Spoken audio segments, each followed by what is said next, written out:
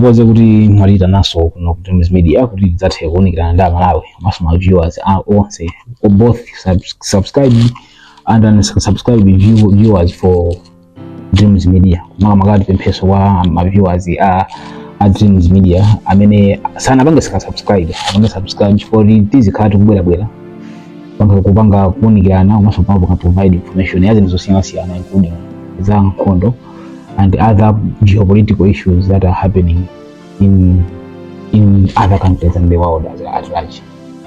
Tokoze chifukwa mumakhale nthawi kubwera pano kuti tizitha kuchukuta nkhani zitatu zimene oonera komanso omvera athu zimawasangalatsa chifukwa nkhani zimenezi zifika ndithu kuti anthu ambiri azizidziwa. Tibwere mdziko la DRC mdziko lomwe lakhala likuvutikana ndi nkhondo kuchokera ndithu zaka zingapo zapitazi. Nkhondo imeneyi amalimbana ndi zigawenga za M23.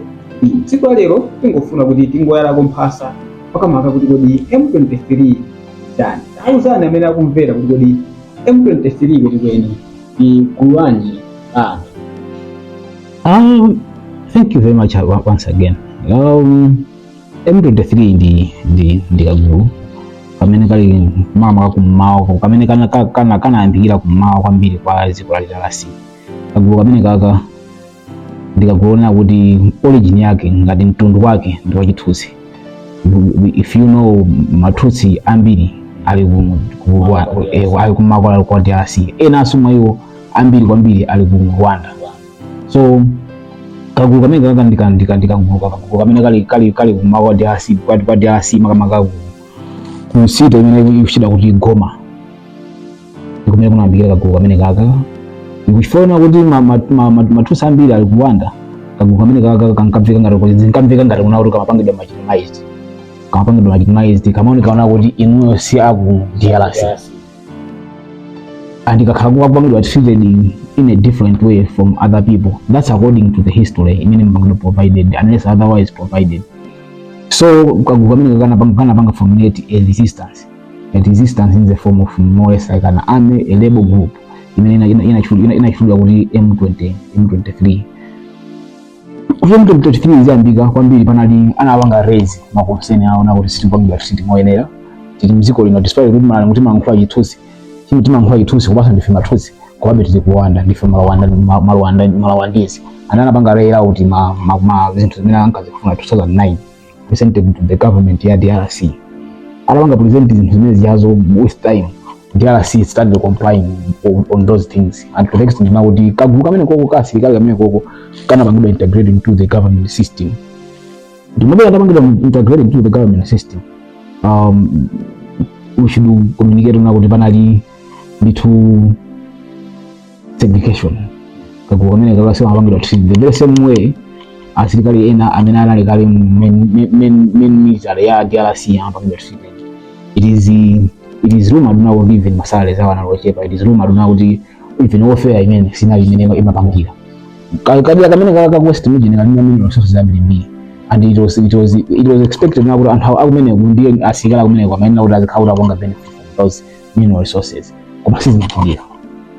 So inapizikana na kuti pamene ankapanga na formulate M26 inaona kuti inachokera pona kuti meeting imene mkhiza nomene unachokera March 9 March 26 2009. As a result anapanga March 23 2009. So as a result anapanga neuna kule M23 as representing March 23. Pamene anagwirizana as a group in resistance. The resistance was to make sure now the anthu treat money and to organized as the citizens of DRC. As a result akaba kumenyana. In 2012 this group inaonesa kutenga city imene ya Goma.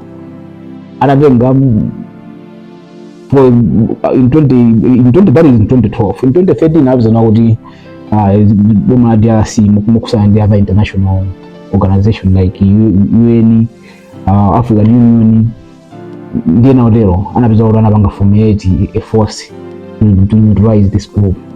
Fortunately enough anapeza kuti kagulu kamene kanapangidwa kana luza nkhondo ya 2013 and kana bangla displace kupita kujani kana bangla displace kupita ku Uganda otherwise kulikuwa ku Rwanda. So all in all, that's how it has been unfolding to the extent now we are like how maybe another group kona kuti masivia na kumene kugube abizora kupangidwa amazima vya makada kupangidwa nkhaza and all that by the government of the DRC. Another group ali maiko amene ajawo and they started fighting again in 2022. So they have been fighting, resisting, as well as raising their concern to the government of the DRC continuously up to current. Pamene tabizona kuti nkhondo ija nabanga escalate and some other men, you know, from Malawi, from South Africa and other countries who sent their military members to the peacekeeping. So there has been a fierce battle going on with the DRC, but in a nutshell, that is a history.